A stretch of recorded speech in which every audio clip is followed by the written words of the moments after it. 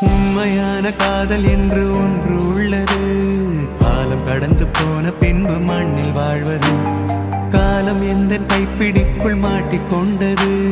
காதல் என்னை விட்டு விட்டு எங்கு சென்றது? கடவுள் வந்து பூமி மீது வாழும் போதிலும் காதல் தோல்வியாகும் போது சாக தோன்றிடும்.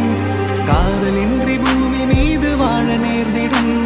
கொஞ்ச நேரம் கூட நரகம் போல மாறிடும்.